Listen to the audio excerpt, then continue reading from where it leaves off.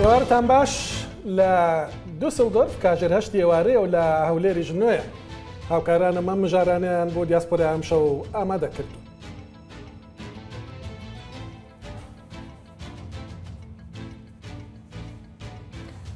حوت مانگە خانمە کۆچبەرێکی کورد لەسەر شکایەتی کۆچبەرێکی ئێرانی و یەکێکی ئەفغانی لە زیندانەکانی ئیتالیادا. کۆچبەرە پیاوە ئێرانیەکە دەڵێ بەهۆی هەڵەی وەرگێڕانەوە مەیسون مەجیدی وەکو یارمەتیدەری قاچاقچیان ناساندووە و ئێستا پەشیمانە. مەیسون مانی گرتووە کوردی دیاسپۆراش دەستیان بە واژ و کۆکردنەوە کردو بۆ ئازادکردنی. ئەم شەو هەموو وردەکاریەک لەسەر ئەو کەیسە دەزانن.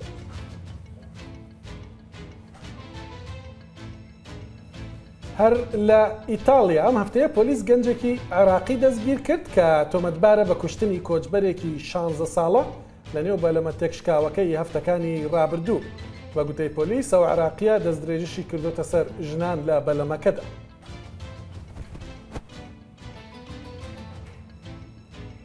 ئەم هەواڵە بۆ ئەوانەیە کە لە ئەڵمانیان و ئیقامان هەیە یان بەتەمان وڵاتی نامە وەربگرن. لەمڕۆوە ئاگدار بن لایکی چی دەکەن و کمنت بۆ کێ دەنووسن، چونکە دەکرێت لەسەر لایکێک ئیقامەکەتان لێ وەربگرنەوە و دیپۆرتیشتان بکەن.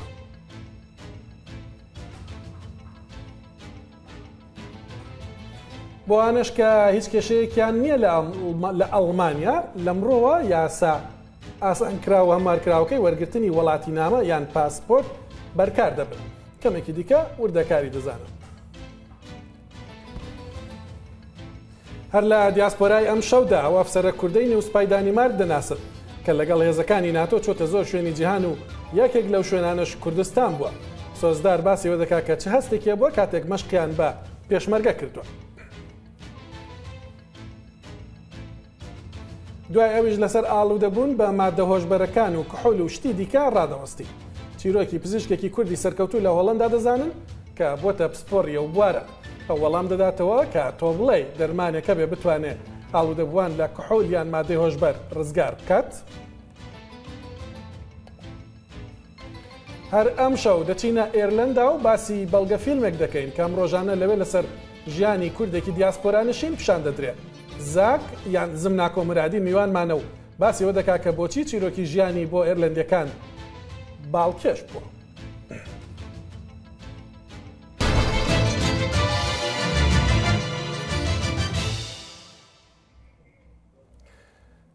لە نێوەی ئیتالیا و لە سەر تاسەری ئەوروپاش چالاکبانانی کورد و ئەوروپی خەریکی واژۆ کۆکردنەوە و ناڕزایی دەربڕینن. واژۆ بۆ ئازادکردنی مەیسون مەجیدی کە لە کۆتایی ساڵی ڕابردووەوە لە زیندانەکانی ئیتالیادایەوە ماوەیەکە مانی گرتووە. مەیسون لەگەڵ برایەکی و کۆچبەرانی دیکە بە بەلەمێک خۆیان دەگەنە کەناراوەکانی ناوچەی کالابریا لە ئیتالیا. لەوێ کۆچبەرەکانی دیکە ئازاد دەکرێن و کاپتنی بەلەمەکە کە خەڵکی تورکیا بووە بە تۆمەتی قاچاقچێتی دەستگیر دەکرێت. دواتر دەردەکەوێت کە مەیسون ئازاد نەکرا. هۆکار چییە؟ پۆلیس دەڵێ لە لێکۆڵینەوە لەگەڵ کۆچبەراندا دەرکەوتووە مەیسون یارمەتی قاچاقچەکەی داوە. تەنیا بەڵگەیەک بۆ ئەمە قسەی دوو کۆچبەر بووە کە یەکێکیان ناوی حەسەن حوسێن زادێ و بە گوتەی پۆلیس ئێرانیە. حوسێن زادە لە بەرلینە و لەوێوە ڕاگەیاندووە کە بەهۆی ئەوەی لە وەرگێڕەکەی تێنەگەیشتووە وا لێکدراوەوە کە دەڵێ مەیسون یارمەتی قاچاقچەکانی داوە. داواشی کردووە کە ئازاد بکرێت. بەڵام هێشتا دادگا و پۆلیس لە کالابریا بەوە ڕازی نەبوونە. لە ئەڵمانیا و ئیتالیا و دوو میوانم لەگەڵ دەبن. یەکێکیان کاک جەهانگیر وریان نییە لە ئەنجومەنی هەماهەنگی فیدراسیۆنی کۆمەڵە کوردیەکان کە هەڵمەتێکیان بۆ واژۆ کۆکردنەوە بۆ ئازادکردنی مەیسون دەست پێ کردووە. کاک جەهانگیر دەمەوێت باسی هەڵمەتەکە بکەی. بۆچی پێتان وا بوو گرنگە هەڵمەتێکی واژۆ کۆکردنەوە بۆ ئازادکردنی مەیسون دەست پێ بکرێت؟ زۆر سپاس دەکەم لە پێشە سپاس بۆ ئێوە بۆ وەساتی بەرنامەکەتان کە ئەو تەوەتانە هەڵبژارد و ئەتانەوی یارمەتیدەر مەیسون بن و بەرحاڵ بوون بە پاڵپشتی. ئەس بێ ماوەی 6 مانگە مەیسون لە کناراوگەلی ئیتالیاوە دەست بەسەر کراوە. وەکەیکی تایسە دیاری نییە و دیار نییە و معلوم نییە بۆ هیچ کەسێک بەس ئەوەی کە وێژراوە بە مەحامیەکەی و پارێزەرەکەی وەسەکە ئەو دوو کەسە کە لەگەڵ خۆیان بوون کە هەردووکییان شایەتی نیسە ئەڕمە دادگای شایەتی ئان کە شەکەوان نەبووە ئەو کەسێک کە تەرجمەکەی کردوێتەوە کەسێک وەرگێڕەکە بووە وەرگێڕەکەم هەڵەگەڕاڵی گەڕانبێتەوە پرسیارەکەی ئەوە نەبووە جوابەکەی مێشەوە نەبووە بەڵام تا ئیستا بەبێ مەلاقات بەبێ ئەوەی کە جگە لە پارێزگەرەکەی نەبێ بینێت کەستنای بینێت و پارێزگەرەکەیش بەرحاڵ هەفتەی جارێک کە توانی ببینێت و بۆ منیش وەکو خاڵی وەکو بەرپرسی وەکو نوێنەری بەرحاڵ بنەماڵەکەی و خاڵی هەفتەی جارێک یا کە تێمانی 4 جار ئەگەر پلیس حاڵی خۆش بێت و زیندان هیچ اتفاقی دیانەکەوتوێت چارەکە سەعاتێکە ئەوی 10 جار تەلەفۆنەکە بچڕگێت تاکۆتوانی لەگەڵ مێسونا قسە بکەین بەرحاڵ ئێمەش بە وەکو کمیتەی پشتگیری و پشتگیری لە مەیسون وەکو کمیتەی پشتگیری لە مێسون کە پێک هاتووە لە ئەنجومەنە ماهەنگی و ڕێکخراوی مافی مرۆڤی هانە هەروەکە لە عینەکانیا هەست مەیسون وەکو یاریدەری وەکو کەسێکە لە بوارەکانی مافی مرۆڤکاری کردووە بۆ ڕێکخراوی مافی مرۆڤی هاناوە بۆ ئەنجومەنە ماهەنگی کاری دەرهێنەری و بەرحاڵ یاریدەری کمیتەی ڕاگەیاندنی ئەو ئەنجومەنە بووە ئەو دوو ڕێکخراوە هەڵساون بە دروستکردن کمیتەی بەناو کمیتەی پشتگیری و بەرگیری لە کەیسەکەی مەیسون چەند هەڵمەت کار کراوە چەند هەڵمەت بەرنامە داڕێژاوە بۆ ئەوە هەمزەمان لەگەڵ ئەوەی کە مەیسون تایسە 3 جار مانی کردووە لە خواردن جارێکیان هەر لە ڕۆژگەنەوەڕێکەوە کە دەست بەسەر کرا لە ئەو زیندانە جارێکیان بەبوون ئەوە کە شوێنەکەی ناحەز بووگە زیندانێکە تیا ئیسە دەسەر بکراوە یەکێک لە زیندانگەلێکە کە بەرحاڵ بەناوبانگە لە ئیتالیا زیندانی ژنانە لەوێ بەناوبانگترین یا کە تێ ناحەزترین سجن و زیندانێکە کە ئەو کچێت لە خزمەت دوای دێمە وڵات کاک جەهانگیر ئەمڕۆ قسەت لەگەڵ کردو بە ڤیددیۆکەشت بۆ ئێمە ناردووە دەمەوێت دواتر زۆتر لەسەرەوە ڕابوەستین کاک نەجمەدین واوی لەگەڵمە چالاکی سیاسی و مافی مرۆڤ لەگەڵ نەتەوەگرتوەکانیشی کردو لە ئیتالیا لەگەڵ ڕێکخراوە ناودەوڵەتیەکان NGOکان لە کەیسی مەیسونیشدا یارمەتی داون بۆ وەرگێڕان بە وەرگێڕان و بە یارمەتی دیکەش بۆی کەیسەکە ڕوونتر بکرێتەوە ئەوەی کە میدیای ئیتالیا بڵاوی کردوێتەوە کاک نەجمەدین و ئەوەی کە ئێمە قسەمان لەگەڵ هەندێک لایەن کردووە لەوێ دەڵێن ڕاستە دەرکەوتووە کە ئەو خانمە کووردە پەیوەندی بە قاچاقچەکانەوە نەبووە لەوێ لە ئیتالیا بە ئەوی شایەتی ئەو کەسانەوە دەستگیر کراوە لە زیندانە 7 مانگە لە زیندانە بەڵام دەڵێن ناتوانن ئەو شایەتانە جارێکی دیکە ببینەوە دەمێ ئەگەر هیچ وردەکارێکی کەیسەکە لای بەڕێزت هەیە بۆچی تاوەکو ئێستاوا درێژ بۆتەوە بۆچی دادگایکردنەکەی دواکەوتۆ زانیاریمان بدەی سپاست دەکەم. سلااو ڕست کاکە من سلااو ڕست بۆ کاک جەهانگیر و بینەرانی خۆشەویست. کاکە من لە ڕاستیدا من حدودەن 6 مانگ لەوە پێش بوو یەکێک لە هاوڕێیان تەلەفۆنی بۆ کردم کە خانمێکی کورد ونە بۆ ماوەی 20 ڕۆژە بووم بوو ئەو کاتکات بوو لێ دەگەڕان دوای ئەوەی من وە دوای کۆنتم بەهۆی ئەوەی کە لەگەڵ UN کار دەکەم پەیوەندیم بە لەتر UN خۆمان لە شاری تریێستە لە شمالی ئیتالیا پەیوەندیمان بە UN جنوبی ئیتالیا کرد کە هەمتی خانمێک بوونە لەگەڵ پارێزگای ئەو شارە شەر باستەمان کرد دوای ڕۆژان ئانیم ئەو خانمەی دۆزمەوە هەر لەو کاتەوە پێشەوەی کە ئێمە بیدۆزینەوە وەکیلێکیان بۆ هەڵبژاد و پارێزەرێک بەڵام من کاتێک قسەم لەگەڵ کرد ئەو دەڕی بڕی کەنەی ناتوانێت شارەزایەک تایبەتی لەوبارە نییە بۆیە ناتوانێت هاوکاری بکە لەسەر ئەو بەحسە بوو کە ئێمە وەکیلێکی دیکەمان بۆ دۆزیەوە لە هەر سوورەتێکدا ئەو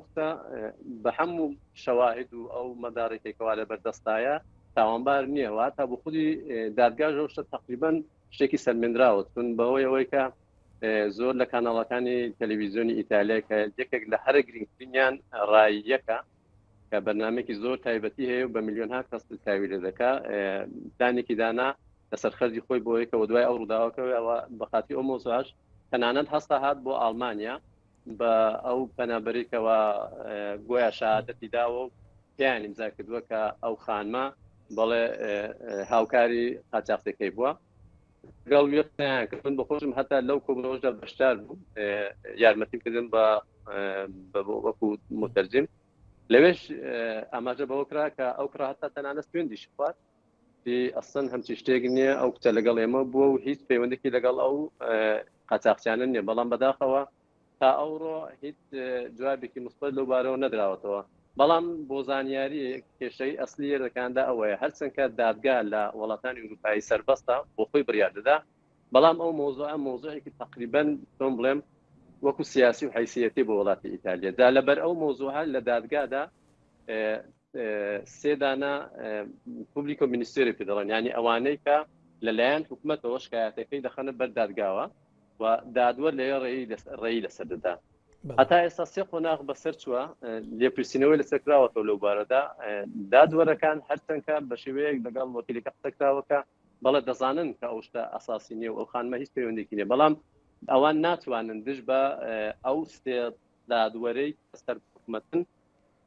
بوەستنەوە بەخاطرەوەی تا ئێستا متاسفانە هیچ لەگەڵ نەکراوە و سێ دانیشتن تا ئێستا کراوە یەکیانەوەی بووە داواکاری لێکۆڵینەوە بۆ کە لێرە پێ دەڵێن ئینستانسە ئینتەرۆگاتۆریە هەفتەی مەی مانگی ڕابردوو بوو تقریبا 9 ساعتی خایاند لەگەڵ ئەو خانمە دانیشتن جواب و پرسیاریان لێ کردو لەبەر دادگا و قازیش بەڵام هیچ ئەسەرێکی مثبەتی نەبوو دوای دادگایەکی دیکەش کرا کە داخوازێکی دیکە لەلایەن وەکیلەکە کرا بە نێوی ئینستانسا دیسۆسیۆنە دە لە میزورە یعنی داواکاری بۆ گۆڕینی شوێنی زیندانەکە تو زیندانەکە بەداخەوە جێگایەکی زۆر ناخۆشە ئەو جورەی کە من لەگەڵ مەیسون خانم قسەم کردووە چون تقریبا هەفتەی دوو کەڕە لەگەڵ وەکیلەکە و مەیسون بە شێوەی زیندوو ئێمە قسە دەکەین داوای ئەوەش کراوە بەڵام بەداخەوە دوو کەڕەت هەر ئەو پوبلیکۆ مینیستێرەکەەوەی دەکەونە دەبنە بە ئیسلا تەرەفی حکوومەتی ئیتالیا ئەوانە ئیزنیان نەداوە هەتا بۆی کە ئازادی کەم بیخەنە نێو بەندیخانەی خانەگی لەژێر کۆنتترۆلدا بێ تا ئەوانە هەمووی کۆی بۆتەوە بەسەرەکەەوە تەنانەت بە زۆربەی ڕۆژنامەکانی جانراوە یعنی ڕۆژ نییە بەیاننامەیەک مەقالێک بڵاو نەکرێتەوە دژ بەو کارێکەوە حکوومەتی ئیتالیا بەریسپەدە و خانمە بێتاوانبارە ئەنجام درا بەڵام بەداخەوە تاوە هیچ کاریگەرێکی وای نەبووە و ئاخرین دانیشتنیش تاین کراوە بۆ 24 مانگی داهاتوو کە ئەوە یەکەم دانیشتنی فەرمی دەبێت ینی وەکو دادگایەکردنی ئەو خانمێت تا ئێستا دادگایی نەکراوە فقط سوال جواب کراوە و پرسیار کراون و بە شێوەی ڕسمی دادگایی نەکراوە دادگای ئاسی دەبێتە 24 مانگ ئێمە تاوازانی 24 مانگ زانی چۆن دەبێت ئەڵڵا زۆر باش کاک نەزمەدین وەکو خۆشت باست کرد میدیای ئیتاڵی بە بن کۆڵ کاریان کردووە سەلمان دویانەکە شتە ڕاست نەبووە دوو کۆچبەر وەک خۆیان دەڵێن نانزانیوە ئەو قسەیان کردووە دەبینین خۆ پیشاندان هەن لەو شارەی یان لەو ناوچەیە کە ئەو خانمە کوردەی تێدا 7 مانگە زیندانی کراوە گوشاری زۆر دەبینین لە نێوە ئیتالیا ئێوە بە حکمی چالاکوانیتان و کارکردنتان لەگەڵ نەتەوە گرتوەکان لەسەر ئاستی نێودەوڵەتی چ گوشارەکەی لەسەر حکوومەتی ئیتالیا بۆ ئازادکردنی ئەو خانمە کۆچبەرە کووردە لە ڕاستیدا تالاکی یەکجار زۆر ئەنجامداون هەر کاکزانگیر وان بخۆن گروپێکان داناوە لێرە بە خۆمان لەگەڵ یوئێنی زۆر کارمان کردوون بەڵام لە قۆناغێکدا بۆ ئەو ڕووداوە کە قۆناغی زۆر هەستیار بوو هەڵبژاردننی پارلەمانی ئەوروپای بوو بەداخەوە ئەو هەڵبژاردنە کاریگەرێکی خراپی خستە سەر پرۆسەی بەرگوزاری ئەو دادگایی ئەو خانمەی چونکی زۆربەی ئێستا وەکو ئاگادارن زۆربەی ڕاستگەرایەکان لە ئەوروپای پێنگستە بەردەست و پێشەوەی کە ئەو ماجرا بێتە پێش تقریبا هەفتە نەبوو ڕۆژێ دووسێدانە لەو کەسانێکەوە خۆیان کاندید کرد بوو تن لە لای ئەو خانمەی وێنە بگرن و تەبلیغات بکەن بۆ خۆیان بۆیە کە بڵێن بەڵێ من مدافعی ئەو مۆزوعین بەڵام ئەوە زۆرتر شتێکی زۆر حەجایبە یعنی ئەو پەروەندە چون پەروەندەکە بە هەموو شێوەیەک ڕۆژنامەکانی ئیتالیایی چالەگوانانی سیاسی مافی مرۆڤ لە ئیتالیا چ لە دەرەوە سەلماندویانە بۆ خانمە هیچ دەستێک لەو مۆزوعیدان تەنانەت حتا ئەو فیشەیەکەوە پارەی داوە وەکو ئەوەی کە بابەتی خەرجی ڕێگایە کە 8,000 دلار شتیاوایە هەتا ئەوەش مەوجودە یعنی هەموو شەواهید نیشان دەدات کە ئەو خانمەی دەستێکی نییە بەڵام شتێک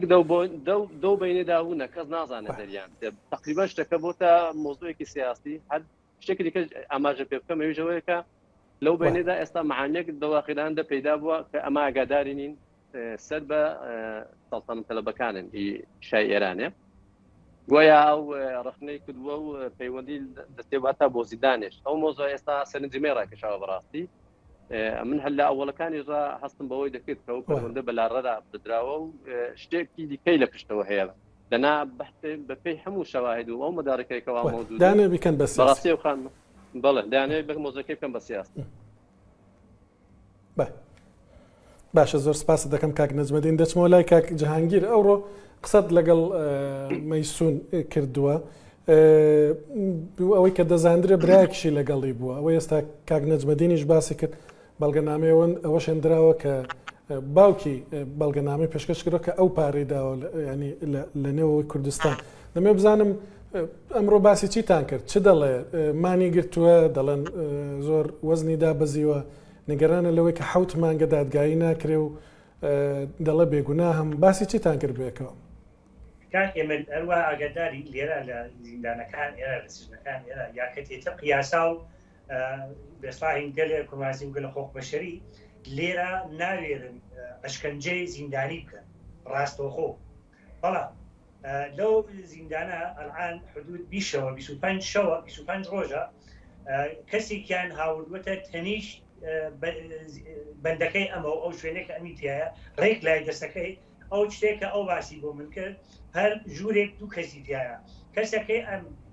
بێسراح هاوتاقیەکەی ئەم هاوژوورەکەی ئەمیان بردووەتە شوێنێتر ئەم تەنیا خۆی لەو ژوورە هەست کەسێکیان ناوەگە ژوورە لای دەستەکەی ئەڵێ پیرەژنێکە تایسا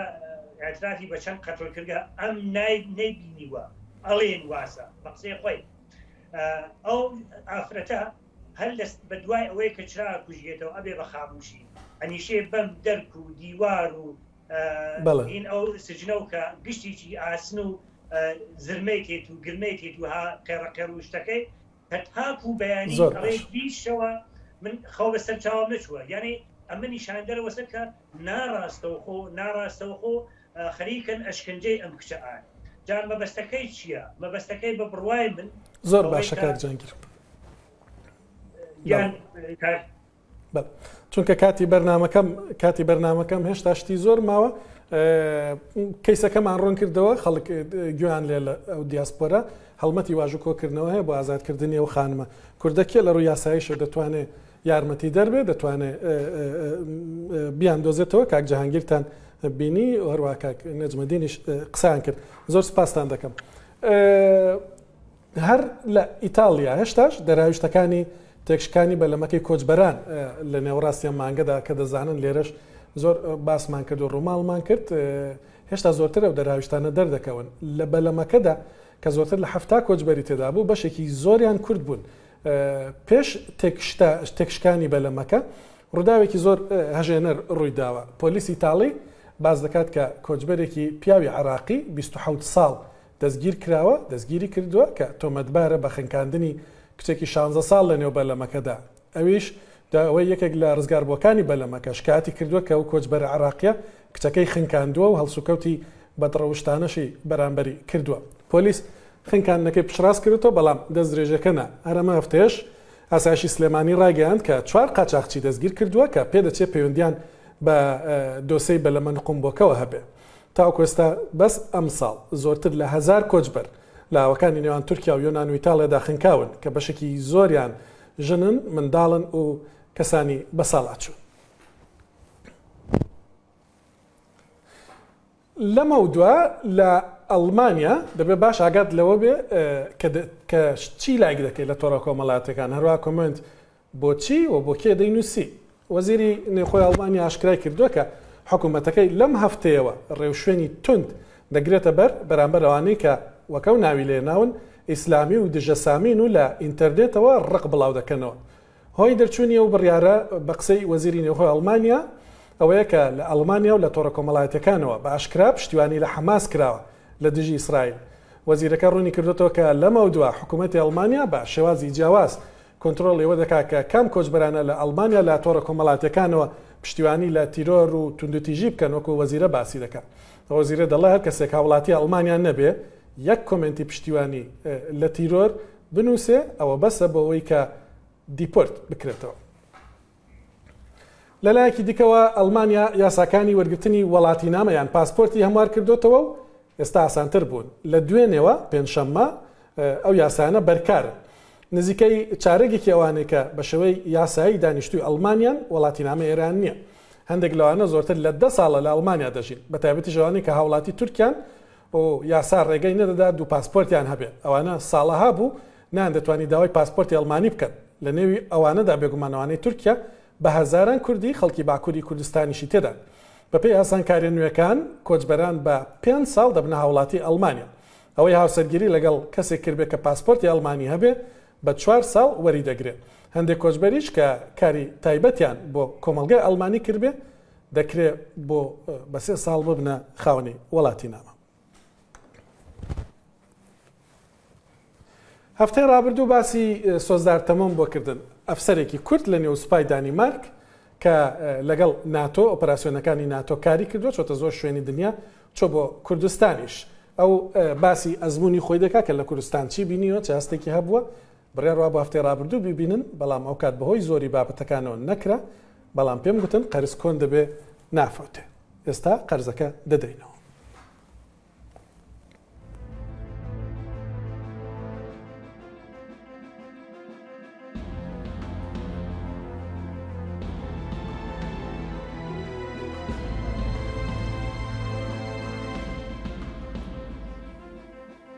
ناوی من سوزداره از روژاوامه ji Kobanê me ez li Denîmarkê dijîm ev bû 13 salê min li Denîmarkê ez wergêrim li Wezareta Berevaniya Denîmarkî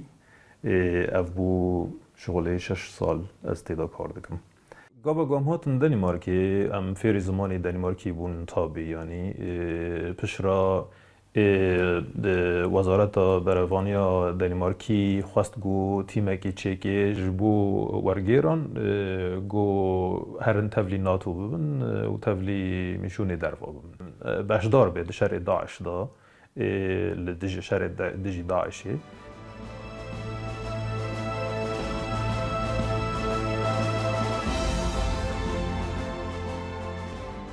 هلبجارتنê da em ketin têstekê têst jî teqrîbî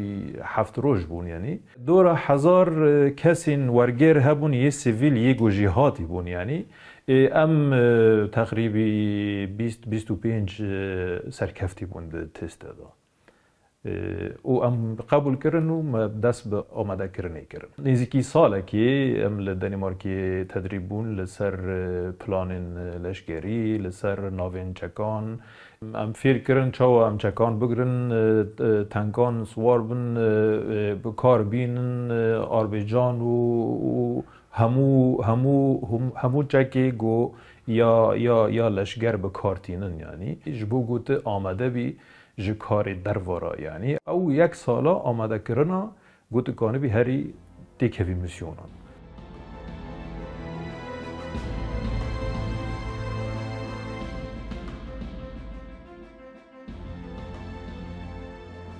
Ez wek wergêr bi bergiriya NATO Denîmarkê re çûm gelek misyonan, çûm Iraqê Kurdistanê, Kuwêtê, İspanya û gelek cihê din. û ez çûm ya yanî misyonên dervayî Denîmarkê û misyonên hindirî Denîmarkê yanî nasyonal û internasyonalê misyonê me gelek hebûn. Li Iraqê ez çûme misyona çareseriya xwarû ya jî re dibêjin Operation Inherent Resolve û ez çûm İspanya operasyona Frontex û operasyona NATO li Iraqê jî bû. Li wê derê karê me got me li wê derê leşkerên Iraqî fêrî şer dikirin, fêrî planên şer dikirin, stratejiyê got çawek anibin dijî Daişê, çawek anibin xwe biparêzin, çawek anibin têkevin mijûl bibin, çekan bi kar bînin.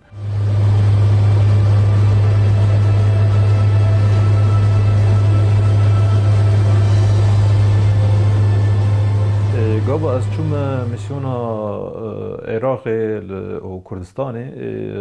ez gelekî kêfxweş bûm, hestê min gelekî bilind bûn. Yanî dilgermiyeke me zin li cem min hebû, got ez dikanim ez hatim diriya NATO ra ez dikanibim got xizmeta milletê xwe bikim.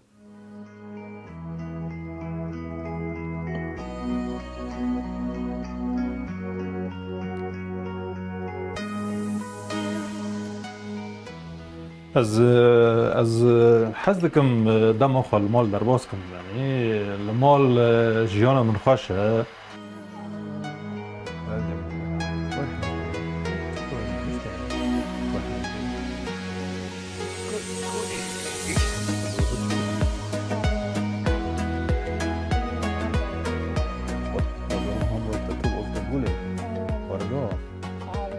گلکی سپورت دکم از سپورت پر حز دکم ام دارن دروا لجیمه بسکلیت داجون فوتبال دلیزن گلکی دمال دا از وقتا خواه هنه کی بخواندن در باست دکم از خوازم پرتوکن یاگو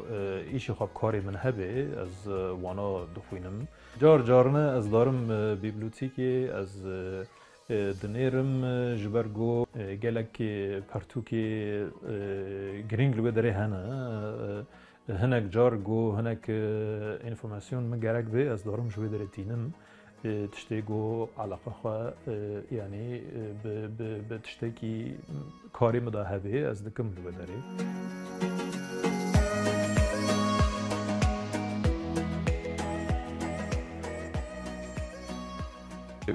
یک جاران تدی حوشام هست لازم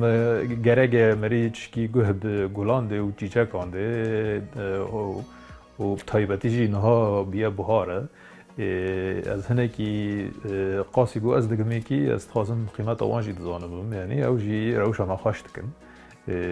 گلو گوپه کمال دروانه دبیت آفدان نگرگه اجبرگو سپاس باران پرل بیده لی اما تبیت تهنکی گوه سرواندی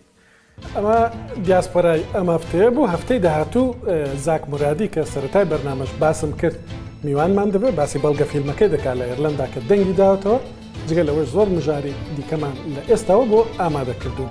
دوس پی لفرنسا دبین لوی رومالی هەڵبژارنەکانی فەڕەنسا دەکەین بۆیە چاوتان لەسەر ڕوودا و هەڵنەگرن هێڵی گەرمی دیاسپۆراش دەبینن هەر پێشنیارێکتان هەیە ڕەخنەتان هەیە دەخینە سەر چاومان و بینەرن دار خوێن بێ بەڵام